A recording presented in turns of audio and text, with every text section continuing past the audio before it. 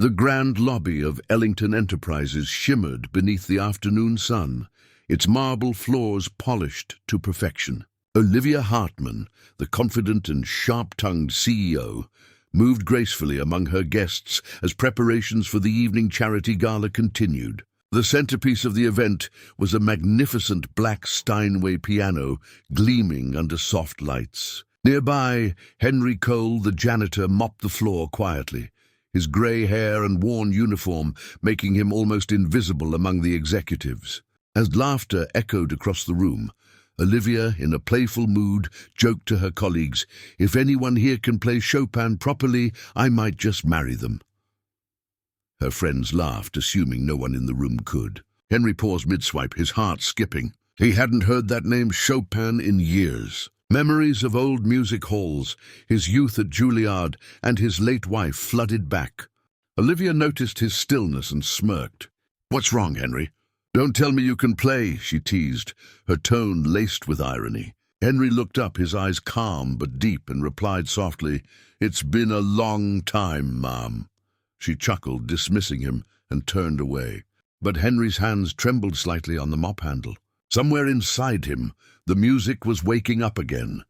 Evening descended on the city, and the atrium of Ellington Enterprises glowed with golden light. Guests arrived in elegant attire, their laughter mingling with the soft clinking of glasses. Everything was ready except the pianist.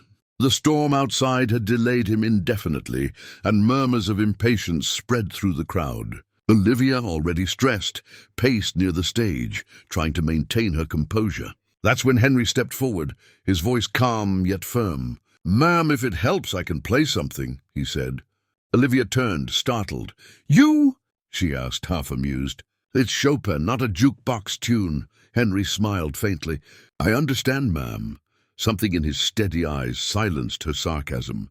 Unsure why, she nodded and stepped aside. The janitor climbed the small stage, his old shoes squeaking against the marble. He sat at the Steinway, brushed the dust from the keys, and closed his eyes. Then gently he began to play Nocturne in E-flat major.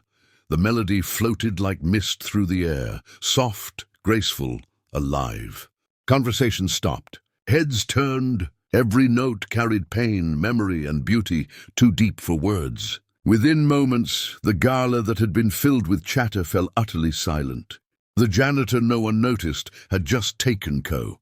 When the last note faded, a deep silence hung over the room. Then one by one people began to clap, slowly at first, then rising into thunderous applause. Henry stood, his expression humble, while guests surged forward to meet him. Olivia approached, still stunned.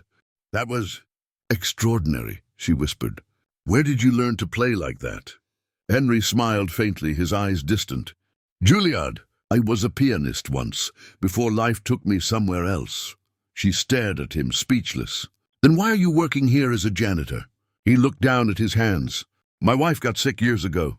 The medical bills were endless, and concerts didn't pay enough. I promised her I'd take care of things, even if it meant giving up the piano." The weight of his words sank into the room.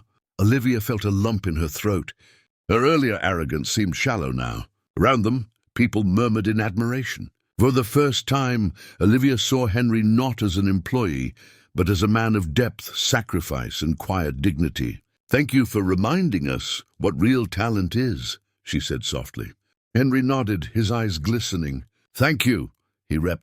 The story of the janitor who silenced a CEO spread through social media and news outlets within days. Reporters called him the hidden maestro, and videos of his performance went viral. At Ellington Enterprises, Henry was no longer invisible.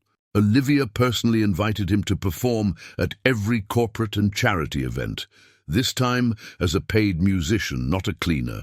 During one quiet afternoon in her office, Olivia smiled and said, "You know, I still owe you something. I once promised to marry anyone who could play Chopin properly." Henry chuckled warmly. "Careful, ma'am, your shareholders might object," he replied. They both laughed, the tension between them replaced with mutual respect. But Olivia kept her promise in another way.